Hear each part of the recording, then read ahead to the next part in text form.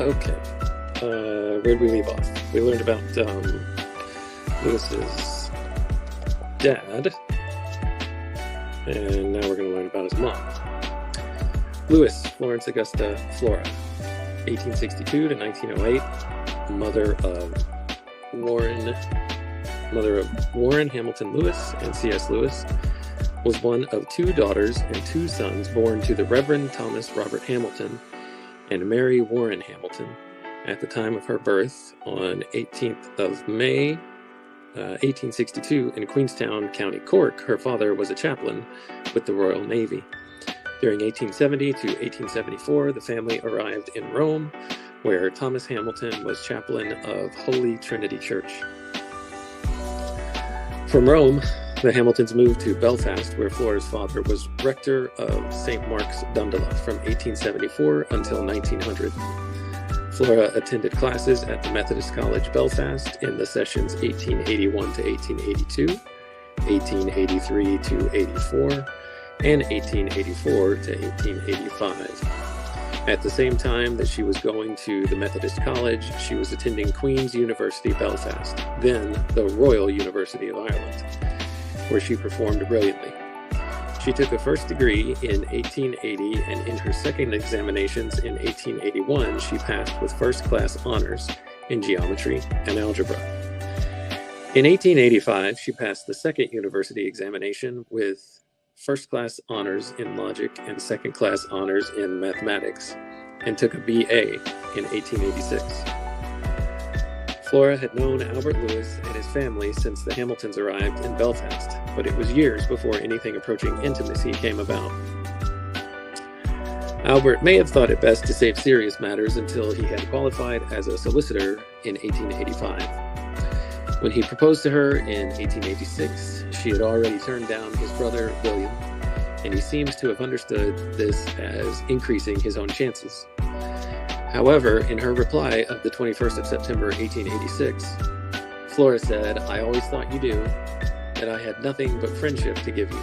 That's from the Lewis Papers, Volume 2, 152. She really did want Albert as a friend, and indeed seemed to value friendships highly. Their first shared interest was literature. Flora had a story. It was called The Princess Rosetta, and it was published in the Household Journal of London. Albert said at once that he hoped that, quote, "to the collegiate honors Strandtown had already gained through Flora will also be added the higher distinction of producing a great novelist." Flora presented him with the manuscript of the story, but for whatever reason, it has not survived, and no copies of the Household Journal containing Flora's story, nor any of the other stories she wrote, can be traced. Flora and Albert exchanged many letters, but only Flora's have survived. What has, however, survived in the Lewis Papers is a burlesque sermon she wrote sometime before she was married. Her father had a curate, Mr. Palmer, in 1892, and this cheerful piece may be a parody of his style of preaching, or that of her father. Flora's modern sermon, as it's entitled, begins, "Brethren." The words of the text are, "Old Mother Hubbard, she went to the cupboard to get her poor dog a bone. But when she got there, the cupboard was bare, and so the poor dog got none." Mother Hubbard, you see, was old. There being no mention of others, we may presume she was lone, a widow, a friendless, old, solitary widow. Yet did she despair? Did she sit down and weep, or read a novel, or wring her hands? No, she went to the cupboard. And here observe, she went to the cupboard. She did not hop, or skip, or run, or jump, or use any other peripatetic artifice. She solely and merely went to the cupboard. We have seen that she was old and lonely, and we now see that she was poor. For mark the words, the cupboard. Not one of the cupboards, or the right-hand cupboard, or the left-hand cupboard, or the one above, or the one below, but just the cupboard. The one humble little cupboard the poor widow possessed. And why did she go to the cupboard? Why? Was it to bring forth golden goblets, or glittering precious stones, or costly apparel, or feast on any other attributes of wealth? It was to get her poor dog a bone. Not only was the widow poor, but the dog, the sole prop of her age, was poor too. We can imagine the scene, the poor dog crouching in the corner, looking wistfully at the solitary cupboard, and the widow going to the cupboard in hope, in expectation. Comparing the Lewises and the Hamiltons, C.S. Lewis described his father's people as, quote, sentimental, passionate, and rhetorical, while the Hamiltons were cooler, with minds critical and ironic. This from Surprised by Joy, Chapter 1. The 30 letters Flora wrote to Albert before they were married, and the 48 she wrote afterwards, preserved in the Lewis papers, provide evidence of this. They supply as well a clue as to where Lewis got his own clarity of thought. Quote, I am not quite sure that I would like it if you only talk to me on, quote, sensible subjects, Flora wrote to Albert on the 5th of July, 1893. Here an excerpt. Why should it bore me to hear about your love for me?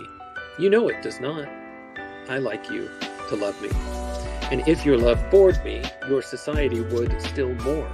So there would be no use in your talking to me on any subject at all. Gussie, her brother, is right about our not being a demonstrative family.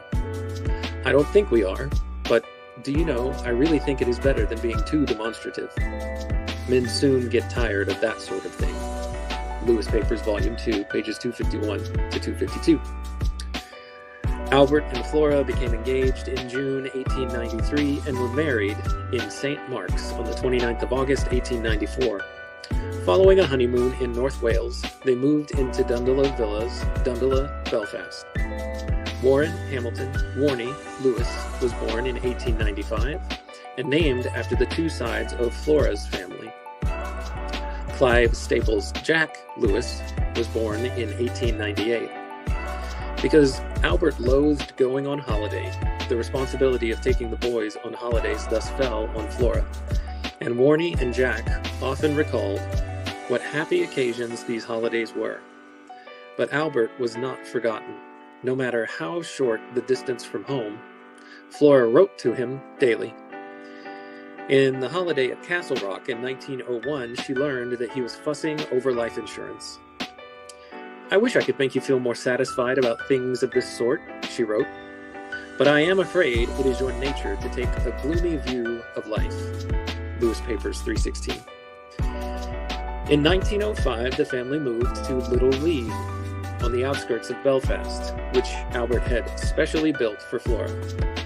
Warnie went to Winnard School in England soon afterwards. While Jack's education began at home, with Flora teaching him French and Latin, and Annie Harper, his governess, teaching him everything else, Flora's last holiday with the boys was in Berneval in the summer of 1907. In the little diary Jack wrote the following Christmas, quote, my life during the exams holidays of 1907, we glimpse the contentment of the happy Lewis family. He described his father as very sensible and nice when not in a temper, while his mother is, like most middle-aged ladies, stout, brown hair, spectacles, knitting, her chief industry. As Christmas draws near, we learn how Warnie comes home from school, of the various Lewis and Hamilton relations who drop in, how, quote, Mammy stoned raisins for the Xmas pudding, of how Jack and Warnie take to rushing about the house, and of the play which Jack is writing, to perform for the family on Christmas Day. The diary ends, "The old year out and the new year in." Lewis Papers 3, 88 through 92. Not long afterwards, Flora became ill. On the 7th of February 1908, she was operated on at home. The doctor found cancer. She rallied for a while, but a few months later, she had another operation. The trouble had returned, and Flora was confined to bed. Her faithful husband attended her with touching devotion, rarely leaving her bedside. She died on the 23rd of August, 1908, deeply lamented by a devoted family. For a longer biography, see CG, Companion Guide. On to the biography of C.S. Lewis's brother, Lewis Warren Hamilton. Warnie lived 1895 to 1973. Brother of C.S. Lewis, he was born at Dundalk Villas, Dundalk, Belfast, on the 16th of June, 1895, the son of Albert James Lewis and Florence Hamilton Lewis. The family was still in Dundalk Villas when his brother, Clive Staples Jack, was born in 1898. They were to be the best of friends all their lives. The family had only just moved to Little Lee when in May 1905, he was sent to Wynyard School in Watford, Hertfordshire, where he passed 4 miserable years. His recollections of the school and Robert Caprone, the headmaster, are found in the Lewis Papers, Volume 3, pages 33 to 42. Warnie entered Malvern College at Malvern, Worcestershire in September 1909, and here he was very happy.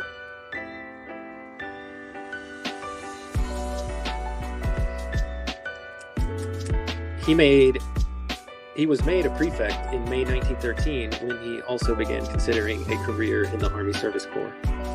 He left Malvern in July 1913, and on the 10th of September 1913, he presented himself to Albert Lewis's old headmaster, W.T. Kirkpatrick, who was in Great Bookham, Surrey, where he prepared for the Sandhurst entrance examination. It was a very successful move. Reflecting on his time with Mr. Kirkpatrick afterwards, Warnie said, "When I went to Bookham, I had what would now be called an inferiority complex, partly the result of Wynyard, partly of my own idleness, and partly of the laissez-faire methods of Malvern. A few weeks of Kirk's generous but sparing praise of my efforts, and of his pungent criticisms of the Malvern masters restored my life, my long-lost self-confidence. I saw that whilst I was not brilliant or even clever, I had in the past been unsuccessful because I was lazy, and not lazy because I was unsuccessful." Lewis Papers 4, Volume 4, page 62. In 1914, Warnie won a Price Cadetship to Sandhurst after being placed 21st out of 201 successful candidates. Due to wartime needs of his officers' training, he was accelerated. Due to wartime needs, his officers' training was accelerated to 9 months instead of the normal 2-year requisite. And on the 4th of November 1914, he went to France with the 4th Company 7th Division trained British Expeditionary Force. During the First World War, he was an officer with the Army Service Corps, and he served in France. It was there he met his first love, the great siècle, the splendid century dominated by Louis XIV. "One day in 1919 in St. Omer," he said, "I saw in a shop window an abridgment of St. Simon's Memoirs, bought it as a change from French novels, and became a life addict to the period." End quote. Following the armistice in 1919, he was resigned to service in England. On the 9th of March 1921, he left to serve in Sierra Leone, West Africa, where he remained for over a year, arriving home on the 7th of April 1922. After 6 months' leave, he reported to his new assignment in Colchester. On the 11th of April, 1927, he sailed for China, where he was in command of the supply depot at Shanghai for much of the time he was there. He learned of his father's death in October 1929. On the 4th of March 1930, when he was standing before the great Buddha of Kamakura, he became convinced of the truth of Christianity. He said in his diary of the 13th May, 1931, quote, "I started to say my prayers again after having discontinued doing so for more years than I care to remember. This was no sudden impulse, but the result of a conviction of the truth of Christianity, which has been growing on me for a considerable time. I intend to go to communion once again. The wheel has now made the full revolution from indifference to skepticism, atheism, agnosticism, and back again to Christianity." He returned home in April 1930 and was assigned to Bulford. During Christmas 1931 at the Kilns, he began the mammoth task of editing the Lewis papers. On the 9th of October 1931, he left for his second tour of duty in China and was in Shanghai when the Japanese attacked on the 29th of January 1932. He returned home on the 14th of December 1932, retired from the ASC, and moved into the Kilns with his brother. During 1933 to 1935, he completed his editing of the Lewis papers, 11 volumes of family papers. On the 4th of September 1939, he was recalled to active service and was sent to Le Havre. Le Havre? Following his evacuation in May 1940, he was transferred to the Reserve of Officers and sent to Oxford, where he served as a private soldier with the 6th Oxford City Home Guard Battalion. In 1943, he began acting as his brother's secretary, typing many letters for him. He became as well an active member of the Inklings. Warney was a remarkable diarist, and that portion of it, which has been published as Brothers and Friends in 1982, is a chief source of information about the Inklings. He later regretted that he did not write more about his brother. "Oh, if only I could have known in time that he was to die first," he wrote on 8th of April 1966. "How I would have Boswellized him." He inspired love in nearly everyone who knew him. John Wayne, W-A-I-N, describing his presence at the Inklings meetings, said of him in Sprightly Running, part of an autobiography, published 1962, in Chapter 5, quote, "There was no fixed etiquette, but the rudimentary, I'm going to try that again. There was no fixed etiquette, but the rudimentary honors would be done partly by Lewis and partly by his brother W.H. Lewis, a man who stays in my memory as the most courteous I have ever met, not with mere politeness, but with a genial, self-forgetful considerateness that was as instinctive to him as breathing." Over the years, Warney Lewis published The Splendid Century, Some Aspects of French Life in the Reign of Louis XIV, published 1953. The Sunset of the Splendid Century, The Life and Times of Louis Auguste de Bourbon, Duc d'Aumont, 1670 to 1736, published 1955. Assault on Olympus, The Rise of the House of Gramont, between 1604 and 1678, published 1958. Louis XIV, An Informal Portrait, published 1959. The Scandalous Regent, A Life of Philippe, Duc d'Orléans, I don't know how you say that, 1674 to 1723, published 1961, and Levantine Adventurer, The Travels and Missions of the Chevalier d'Avreux, 1653 to 1697, published 1962. Warren Lewis also published an edition of the Memoirs of the Duc de Saint-Simon. 1964 was the publishing date. Like his brother, he preferred his enjoyment of places to come through books. When asked if he would like to visit Versailles, he said, "Oh no, that would ruin it." He had a problem with drink that became serious in the 1940s. During a holiday in Ireland in June 1947, he collapsed and was hospitalized in Our Lady Lourdes Hospital, Drogheda, run by the Medical Missionaries of Mary. With their help, he struggled to overcome the problem. Although the reasons for his alcoholism were numerous and complex, one of them was his shyness. In their youth, he had been gregarious and Jack something of a recluse. As time went on, they seemed to exchange positions. While Jack's fame as a Christian apologist drove him to mingle with all sorts of people, most of whom he came to like, Warnie withdrew more and more into the company of books and fewer friends. With alcohol, he regained, briefly, the gregariousness he had known as a young man. He was devastated by his brother's death.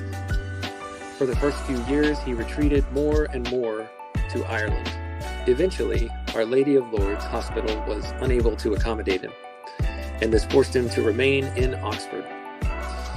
It was, however, during these lonely years that he edited the Letters of C.S. Lewis in 1966, the publication date, to which he attached a touching memoir. During the summer of 1972, he became seriously ill while on holiday in Drogheda. The Medical Missionaries of Mary took him in and nursed him for the next 9 months. He left the hospital at the beginning of April 1973 and died at the Kilns on the 9th of April 1973. He is buried in the same grave as his brother at Holy Trinity Church, Headington Quarry. The next biography that I want to read that is applicable to Lewis and his brother is about the headmaster of the first school that they went to, Wynard School. His name is Robert Caprone. Caprone Robert, or referred to as Oldie in Surprised by Joy by both the brothers, both Lewis brothers. He lived from 1851 to 1911. He was the headmaster of Wynard School called Belson in Surprised by Joy, Chapter 2. Caprone was born in Brampton, Devon on the 29th of October, 1851, and received a BA and a BSc from the University of London in 1873 and 1875, respectively. From 1873 to 1878, he was a teacher at Bowden College in Altrincham, Cheshire. He was ordered an Anglican clergyman in 1878 and was curate of Wordsley, Staffordshire. In 1881, he moved to 99 Langley Road, Watford, where he founded Wynard School. The school was just beginning when, in 1882, he married Ellen Barnes, 1849 to 1909. They had 3 daughters, Nora, Dorothy, and Ava, and a son, John Wynard, who was educated at King's College, Cambridge. The entire family helped with the school, which for a while was successful. At its height, it could accommodate 30 boarders, as well as many day boys. During those early days, Robert Caprone was considered very successful for his teaching of the classics, and some of the boys gained scholarships to Charterhouse, Malvern, Uppingham, and Rugby. In 1896, a local boy, Ernest Benskin, enrolled at Wynard. In an unpublished autobiography, he revealed that he was there when Caprone, who had already shown evidence of cruelty, went into an extreme rage, battering a pupil named Punch Hickmott so unmercifully that the boy's parents took legal proceedings against him in the High Court. The school began to decline from this point. Albert Lewis knew nothing about all this when he enrolled his elder son at Wynard. "It is difficult to understand how this came about," wrote Warnie Lewis, having in view the careful and exhaustive inquiries which had culminated in the narrowing of the choice to 3 or 4 schools, of which Wynard was not one, from the Lewis Papers, Volume 3, page 33. In any event, Warnie arrived there with Mrs. Lewis on the 11th of May, 1905. In his reminiscences of his years there, in the Lewis Papers, Volume 3, 33 through 41, Warney describes Headmaster Caprone. A fine forehead surmounted a pair of piercing ears of the shade of brown, which is nearly black. He wore a short gray beard and mustaches, and his hair, which was plentiful, was of the same color. His complexion was ruddy, healthy, and weather-beaten. The face was marred by the nose, which was small, had the appearance of being varnished, and from which the lobe of the right nostril had at some time been removed. He was, I imagine, above middle height, and was a well-built and extremely powerful man physically. I have seen him lift a boy of 12 or so from the floor by the back of his collar, and holding him at arm's length, as one might a dog, proceed to refresh the unfortunate youth's memory by applying his cane to his calves. By the time C.S. Lewis entered Winard on the 18th of September 1908, Caprone had been examined in 1906 by a brain specialist who found him mad. By this time, the school had dwindled to 8 boarders and about as many day boys. Caprone's only assistant at this time were his daughters and John Winard Caprone, who was ordained in 1909. It was not long before Jack was as appalled by Caprone's cruelty as Warney, and he wrote of this in Surprised by Joy, Chapter 2. When a blast of Caprone's temper fell upon Warney on the 19th of September 1908, both boys wrote to their father. Warney said, "I have stood this sort of thing for 3 years, and I cannot stand it any longer. Please let us leave at once," from the Lewis Papers, Volume 3, 147. Jack, in his letter of the 29th of September, urged his father to allow them to come home. "We simply cannot wait in this hole till the end of term."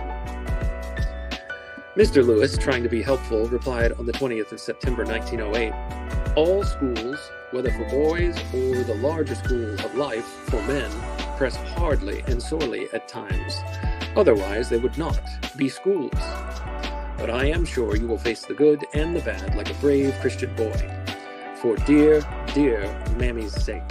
The Lewis Papers, Volume 3, 140. They did not have to hold on much longer. Mrs. Caprone died on the 1st of March 1909, and Warren left to go to Malvern in July of 1909. Reduced to a handful of pupils, the school began to sink. Caprone wrote to Albert Lewis on the 27th of April 1910 to say he was, quote, "giving up schoolwork." This from the Lewis Papers, Volume 3, 206. The school closed in July 1910, Caprone having been inducted into the living at Radwell on the 13th of June of that year. There he began flogging the choir boys, and when they tried to stop it, the church wardens as well. He was put under restraint, certified insane, and he resigned his living in June 1911. Later, he died of pneumonia in Camberwell House Asylum, Peckham, Kent, on the 18th of November, 1911. His body lies with that of his wife in Watford Cemetery. So I go through each of those biographies, I guess, just to give a little bit more context to the letters we're going to dive into now. So this is, as far as I know, the oldest piece of writing that we have penned by C.S. Lewis. He was born in 1898. This letter is dated November 1905, so if I'm doing my math right, he is roughly 7 years old, maybe 8. I can't remember when it said his birthday was. My dear Warney, Peter has had 2 unfortunate adventures since I last wrote. However, they came out all right in the end. Now, who is Peter? Peter is Jack's canary. Jack is C.S. Lewis's nickname that he had from the time he was a child. So, his canary has had 2 unfortunate adventures since Lewis last wrote. However, they came out all right in the end. Adventure number 1. Maud was in her room, up there, remember? Heard Peter howling. Now, who is Maud? Maud and Martha were housemaids at Little Lee. Okay? Maud was in her room up there, remember? She heard Peter howling. When she came down, what do you think? Sitting on the floor, ready to spring on Peter, was a big black cat. Maud chased it for a long way. I was not able to help matters because I was out on my bike, spelled B-Y-C-H. The next adventure was not so startling. Nevertheless, it was worthwhile relating that a mouse got into his cage. Tim got the head staggers the other day while running on the lawn. Tim was the family dog of whom Lewis said in Surprised by Joy Chapter 10, he may hold a record for longevity among Irish Terriers since he was already with us when I was at Oldies from 1908 to 1910 and did not die till 1922. Poor Tim, though I loved him, was the most undisciplined, unaccomplished, and dissipated-looking creature that ever went on 4 legs. He never exactly obeyed you. He sometimes agreed with you. So Tim, the dog, got the head staggers the other day while running on the lawn. He suddenly lay down and began to kick and foam at the mouth and shudder. On Halloween, we had great fun and had fireworks, rockets, and catarine wheels, squibs, and a kind of thing that you lit and twirled, and then they made stars. We hung up an apple and bit at it. We got grandfather down to watch, and he tried to bite. Grandfather was Richard Lewis, who lived from 1832 to 1908. He was the father of Albert, C.S. Lewis's dad, C.S. Lewis's father.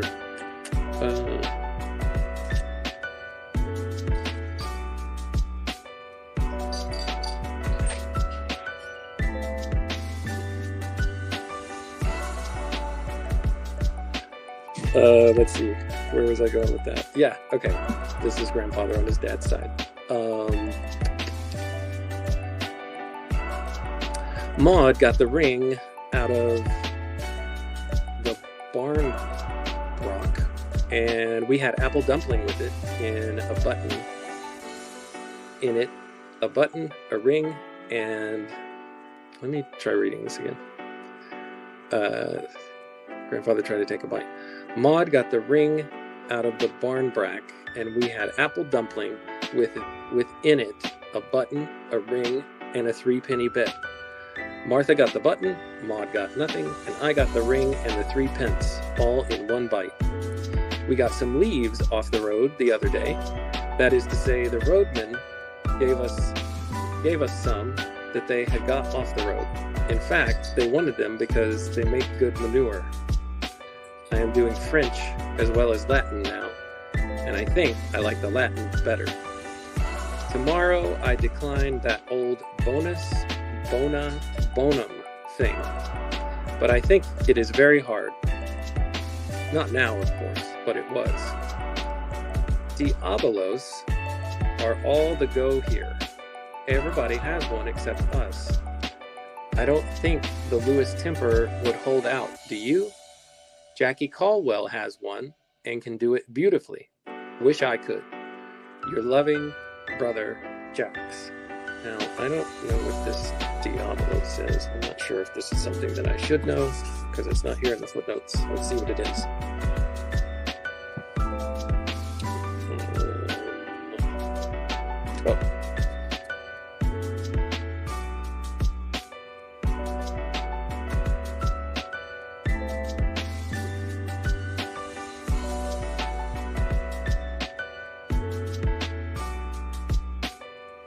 Oh, okay.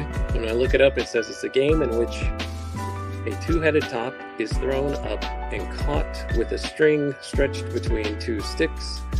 The wooden top used in a game of Diabolo. Maybe I should have known what this is. Let's see if there are any images. Oh, okay. Yeah, I think I've seen this before. Here's the first thing that comes up on a Google search.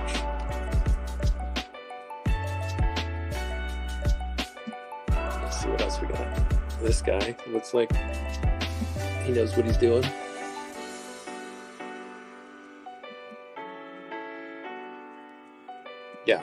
So 2 sticks, a string, and some kind of whatever you call that thing in between it.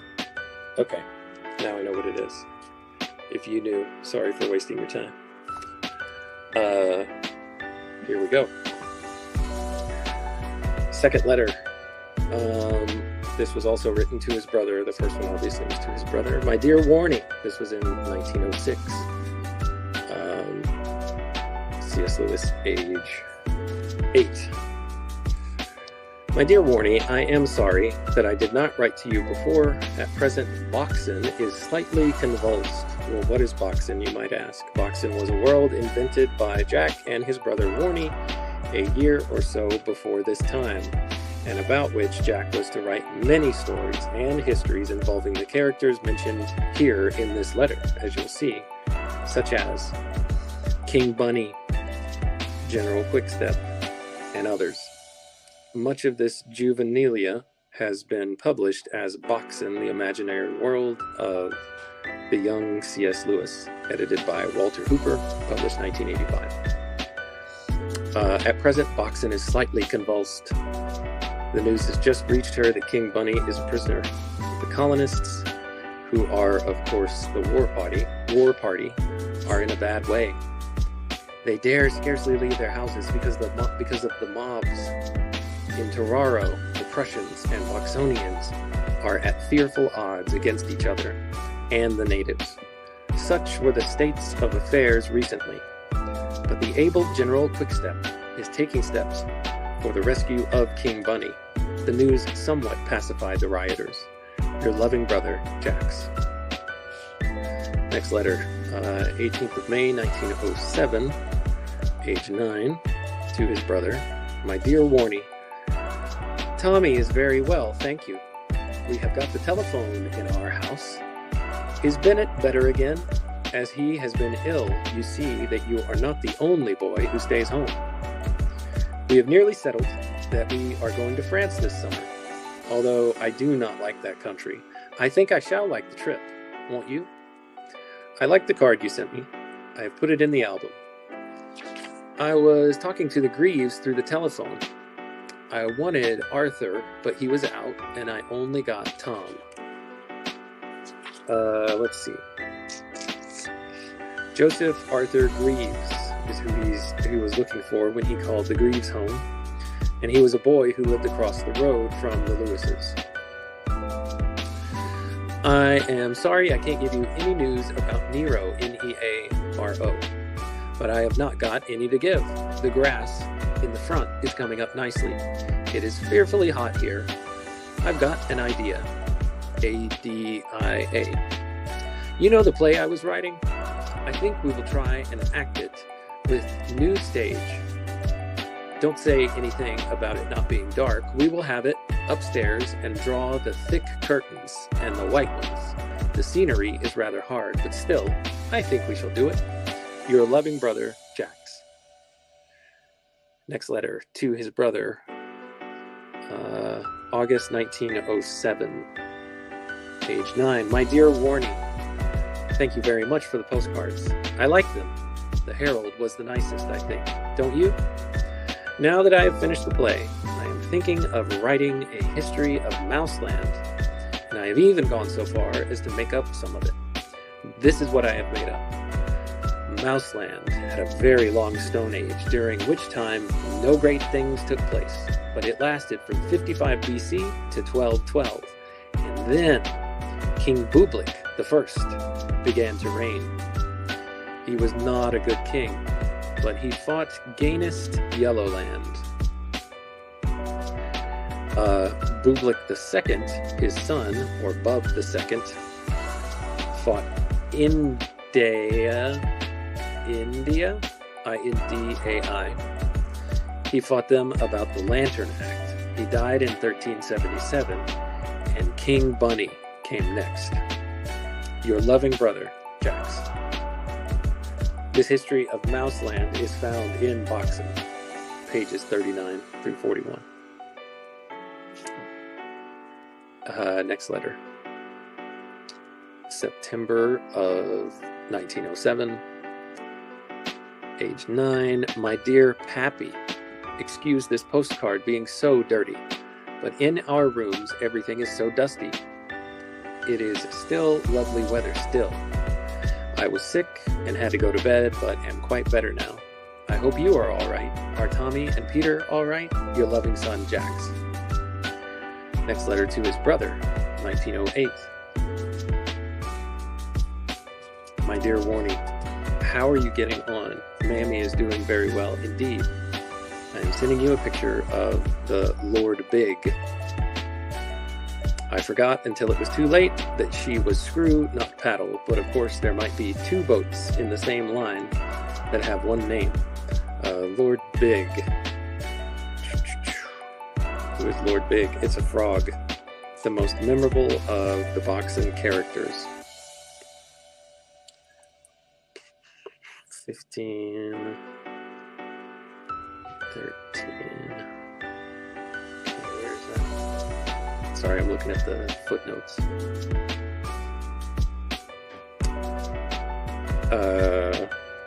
Out of one of these letters, there's a footnote that this was to be the last holiday that Jack and Warnie took with their mother. They traveled to London, and from there they went on to Berneval in France, where they were on holiday from the 20th of August until the 18th of September. Okay. Did I tell you about going to Chains Memorial? Warnie Lewis wrote that Chains Memorial is a lighthouse at the entrance to Larne Harbor, erected to the memory of James Chain, a prominent local landowner. He is buried in an upright position in unconsecrated ground overlooking the harbor. Did I tell you about going to Chains Memorial? It is a funny old place. One thing that struck me was the thickness of the walls. The light, as I suppose you know, is worked by gas. While I was there, the man brought 2 mantles. Did you get my letters? One of them had a home-drawn postcard on it. I got yours, and now I had better stop, as there is nothing to say. Your loving brother, Jax. Flora Lewis had been ill for months, and an operation on the 15th of February revealed she had cancer. The following month, she seemed better, but during this period of uncertainty, Albert Lewis's father died on the 24th of March. The last letter from Flora Lewis in the Lewis papers was written to Warnie on the 15th of June, 1908. I am sorry not to have been able to write you regularly this term, she said, but I find I am really not well enough to do so. I've been feeling very poorly lately, and writing tires me very much. But I must write today to wish you a happy birthday. Flora was very ill, and the impending tragedy at Little Lee resulted in Warnie being brought home at the end of June. Following another operation, she died at home on Albert's 45th birthday, the 23rd of August, 1908. The following month, Jack accompanied his brother to Wynnard School in Watford, and the next letter is the first Jack wrote to his father after his arrival there. 19th of September, 1908, age 10. My dear Pappy, I suppose you got our telegraph to say that we were all right. It was rather rough crossing. Poor Warnie was very seasick. I was sick once. Unfortunately, Warnie was sick again in the train. Also, the breakfast car was full. It was so full that we could not get anything to eat till a long way after Crewe. We were both very hungry, but when at last it came, Warnie could not eat any worth talking about. When we arrived at Euston, we saw both our trunks and play boxes. The side of mine was dinged in. When we got to Watford, the play boxes were missing. Evidently, though Warnie gave him 3D, maybe that's $3, not sure. Even though Warnie gave him 3D, the porter had omitted to put them in at Euston. The railway's officials think that they can find them. I cannot, of course, tell you yet, but I think I shall like this place. Mrs. Caprone and the Miss Caprones are very nice, and I think I will be able to get on with Mr. Caprone, though to tell the truth, he is rather eccentric. Robert Caprone, here in the footnote, was assisted in his teaching by all the members of the family, his wife Ellen Barnes Caprone, his son Wynnard Caprone, and his 3 daughters Nora, Dorothy, and Ava. Anything we want, Warnie is telling you about in his letter. Your loving son, Jackson. Next letter to his father, September of 1908. Again, age 10, or still age 10. My dear Pappy, Mr. Caprone said something I am not likely to forget. Curse the boy, behind Warnie's back, because Warnie did not bring his jam in to tea. No one ever heard such a rule before. Please, may we not leave on Saturday? We simply cannot wait in this hole till the end of term. Your loving son, Jack. Again to his father in 1908. My dear Pappy, we are getting on much better since Aunt Annie's visit.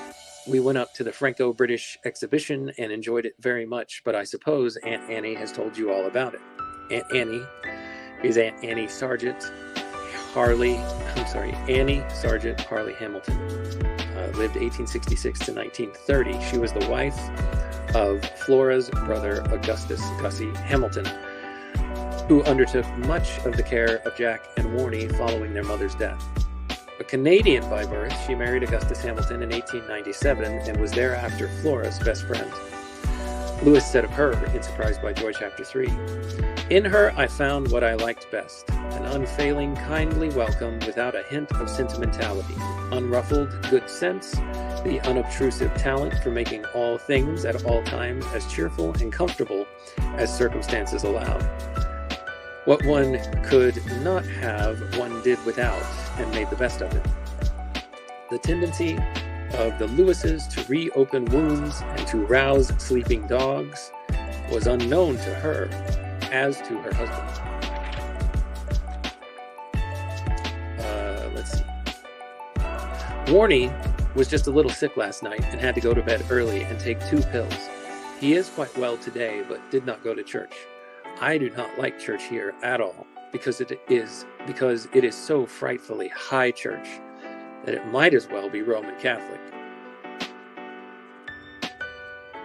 You must excuse me writing a long letter, as I have a lot of people to write. Your loving son, Jax. The contrast between what was said of the church that the boys of Wynard attended, St. John's Church, Watford, and what it meant in retrospect is very great. In a little diary kept at Wynard and dated November 1909, Jack said, "We marched to church in a dismal column. We were obliged to go to St. John's, a church which wanted to be Roman Catholic, but was afraid to say so. A kind of church abhorred by respectful Irish Protestants. Here, Wynne Caprone, the son of our headmaster, preached a sermon better than his usual ones. In this abominable place of Romish hypocrites and English liars, the people cross themselves, bow to the Lord's table, which they have the vanity to call an altar, and pray to the Virgin." Recalling it some years later in Surprised by Joy, Chapter 2, Lewis said, "I have not yet mentioned the most important thing that befell me at Wynard. There first I became an effective believer. As far as I know, the instrument was the church to which we were taken twice every Sunday. This was high Anglo-Catholic. On the conscious level, I reacted strongly against its peculiarities. Was I not an Ulster Protestant? And were not these unfamiliar rituals an essential part of the hated English atmosphere? Unconsciously, I suspect, the candles and incense, the vestments and the hymns sung on our knees may have had a considerable and opposite effect on me. What really mattered was that here I heard the doctrines of Christianity, as distinct from general uplift, taught by men who obviously believed them." A letter to his father in 1908, age 10. "My dear Pappy, did you get my letter? Is Maud still with you? I hope so. How is your back? I am very sorry that you are so much annoyed at Mr. Caprone's letter, but it is quite untrue. Warnie is not lazy." Here it says on October the 22nd, Mr. Caprone wrote to Albert Lewis saying, quote, "Not only is Clive an exceptionally bright, intelligent, and most lovable little boy, but he is also very keen and eager to learn. What that I could write to you in the same strain of Warren. ever averse to effort, physical and mental, he grows worse, and I am almost driven to regard his indolence in the light of a disease. That's from the Lewis Papers, page 150. So this is the letter that Lewis is referencing. Warnie is not lazy. How is Aunt Annie? And now you must excuse me writing such a short letter, but as every day is the same as the last, I have little or nothing to say. Your loving son, Jax. To his father in November of 1908, my dear Pappy, there are only 3 more Sundays this term. Next one is my birthday. The term breaks up on the 17th of Thursday. How is your back? We have thought of a splendid new idea, a book club. It's going to be started next term. Warnie is going to get the Pearsons, and I, the Strand. Field is getting the Captain. These were 3 magazines for boys. Pearson's magazine ran from 1903 to 1936. The Strand magazine was an illustrated monthly which aimed at cheap, healthful literature in the form of stories and articles. Arthur Conan Doyle's Adventures of Sherlock Holmes was among its first serials and ran from 1891 to 1950. And then finally, The Captain, another magazine for boys, ran from 1899 to 1924. Lewis goes on to say in this letter, I find school very nice, but it is frightfully monotonous. With love, from Jax. In another letter, dated the 27th of November, 1908, my dear Pappy, how are you feeling? As to what you say about leaving, I cannot know quite what to say. Warnie does not particularly want to. He says, it looked like being beaten in the fight. In spite, S-P-I-G-H-T, of all that has happened, I like Mr. Caprone very much indeed. Have you still got Maud? How are they all down at Sandycroft? Give Joey my love and tell him I will write to him as soon as I have time. Here it says Sandycroft was the Belfast home of Albert's brother, Joseph Lewis, who died on the 3rd of September 1908. He was a marine consulting engineer.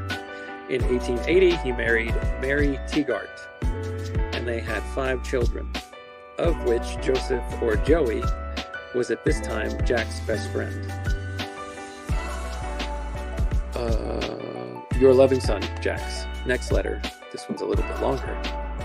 This was from 1909, so he's around 11 years old. He says, my dear Pappy, according to certain authorities, this is half-term Sunday.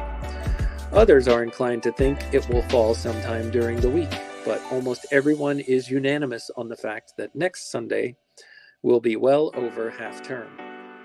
This week, many things of interest are happening here.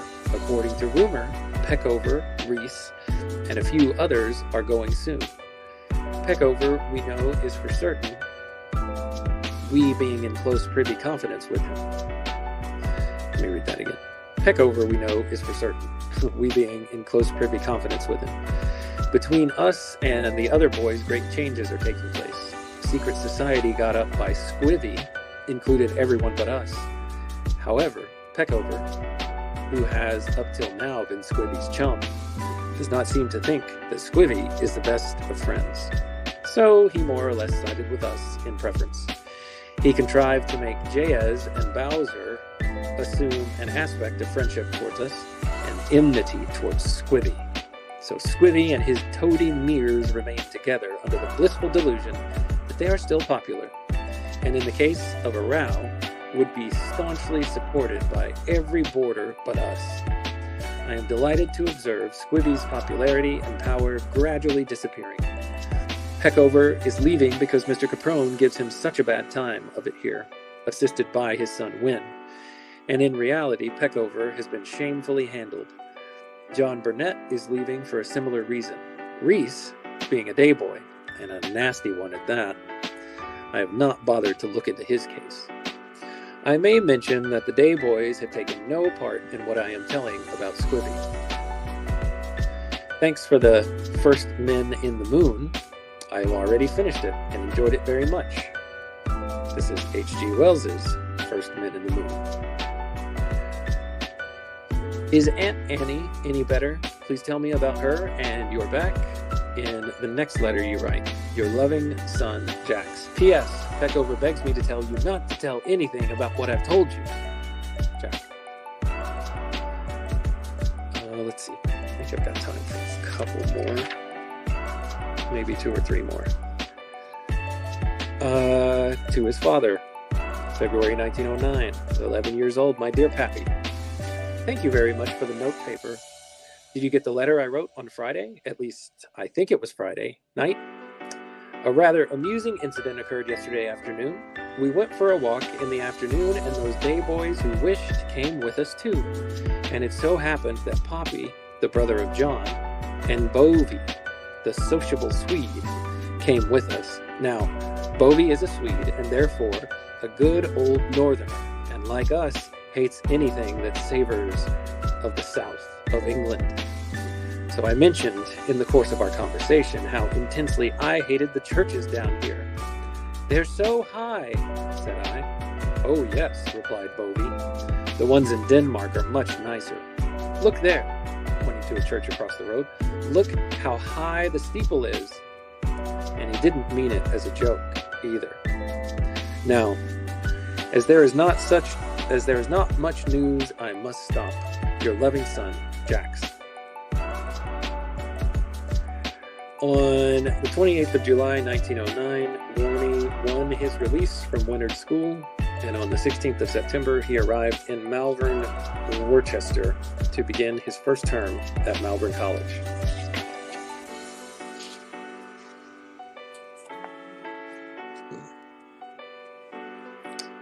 To his father in 1909.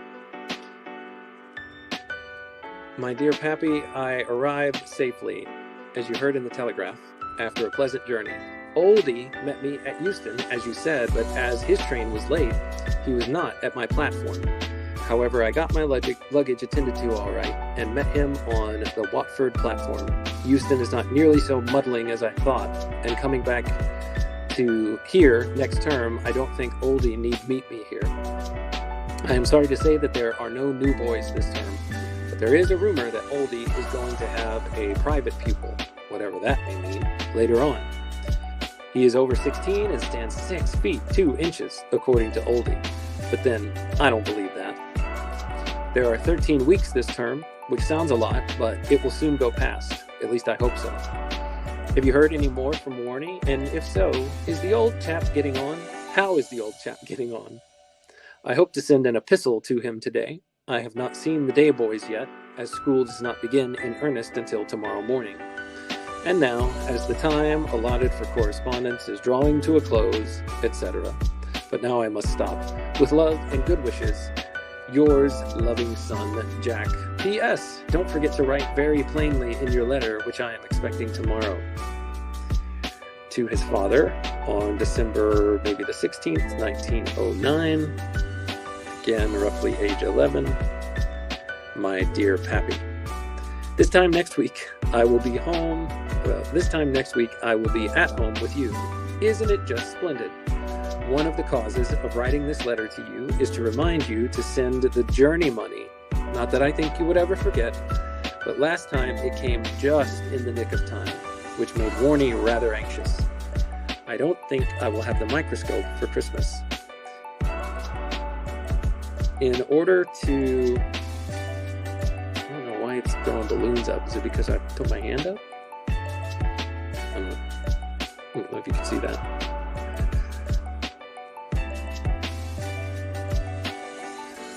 Let's see. I don't think I will have the microscope for Christmas. In order to study entomological specimens, it would, of course, be needful to kill them, and to go about exterminating harmless insects with no other motive in view. Oh yeah, I remember I read this before. This is an interesting insight into Lewis at that age, so I'll start over on this paragraph. I don't think I will have the microscope for Christmas. In order to study entomological specimens, it would, of course, be needful to kill them, and to go about exterminating harmless insects with no other motive in view than the gratification of one's own whimsical tastes does not seem to me very nice. When I look at it in that light, when I look at it in that light. Of course, it must be said that death to insects is painless and quick, and that certain kinds of beetles, and other insects as well, when turned on their backs, cannot move. One could study these species through the microscopes without killing them. However, the arguments against practical entomology are, I think, much stronger than those for it.